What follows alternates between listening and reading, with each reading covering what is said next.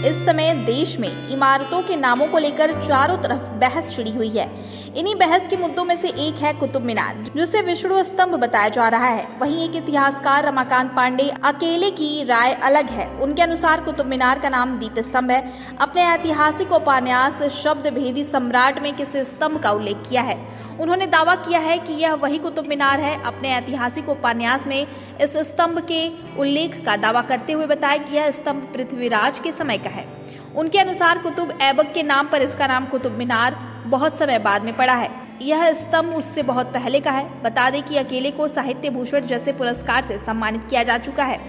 इनके ऐतिहासिक उपन्यास हिंदू राजाओं के राज्य पर आधारित है। हिंदू राजाओं पर इन्होंने जो कुछ भी लिखा है वह शोध और स्थान दर्शन पर आधारित है। साहित्यकार प्रकाशन से प्रकाशित शब्दभेदी सम्राट में इन्होंने एक कीर्ति स्तंभ का उल्लेख किया है, जिसे वर्तमान में यह इतिहासकार कुतुब मीनार होने की बात कह रहे हैं। लेखक के अनुसार इस स्थान पर पहले लंबे समय तक राज्य के लिए एक कलश रखा गया था। सम्राट के कहने पर निकाले जाने पर वह फूट गया था, जिसके बाद उसके दुष्प्रभाव से बचने के लिए ठीक उसी स्थान पर दीप स्तंभ का निर्माण कराया गया था। कुमारी थी, वो पृथ्वीराज की प्रधान राज्यों में थी। उनका नाम इच्छर कुमारी था, आबूगढ़ की राजकुमारी थी। उनके एक लड़का था, उसका नाम रेणसी था। रेणसी को उन्होंने चंद्रबरदाई के हाथ आबूगढ़ भेज दिया था युद्ध के पहले। रास्ते में मोहम्मद गोरी के एक वीर जमात नामक सैनिक ने अपने साथियों के साथ उनको पकड़ लिया और गोरी के खीबे में जाकर बंद कर दिया। रानियां समझती थी कि रेणसी जीवित है, चंद्रबरदाई जीवित है, वो तो आबू में होंगे।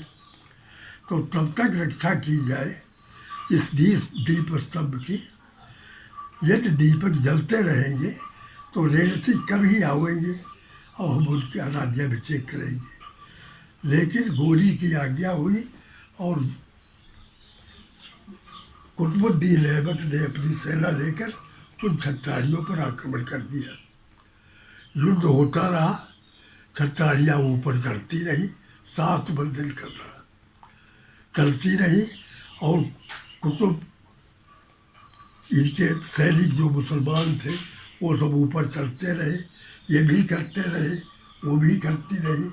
जब अंत में पहुंच गई, विजय कुतुबुद्दीन ऐबक की हुई, तब ऊपर से जो बची थी वो कूद कर गिर गई। उन्होंने आकर के मोहम्मद गोरी को बताया कि हुजूर दीप स्तंभ फतेह हो गया।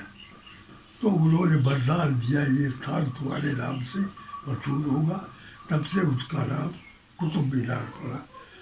आज भी वो खड़ा है, 2 मंजिल ऊपर के गिरवा दिए गए। मुसलमानों की बस्ती बहुत है, लेकिन अब भी उसकी चिन्ह, उसके अंदर कुछ लेख है, कुछ उसकी दीवारों पर लिखा हुआ है। भाषा पढ़ने में आवे अथवा ना आवे, लेकिन उसके संदर्भ में भी लिखा हुआ है। एक कच्चा चिट्ठा नामक पुस्तक प्रकाशित हुई थी सन 67 के दरमियान, उसे भी हमने पढ़ा था। तो उसमें ये कथा सब लिखी हुई थी जो मैंने सुनाई, यही कथा लिखी हुई थी। उस पुस्तक का नाम है कुतुब मीनार का कच्चा चिट्ठा। उस कच्चे चिट्ठे की किताब थी, लेकिन पता नहीं कहाँ खो गई, क्या हुआ। ऐसा हुआ तो कुतुब मीनार तब से वो मीनार हो गया।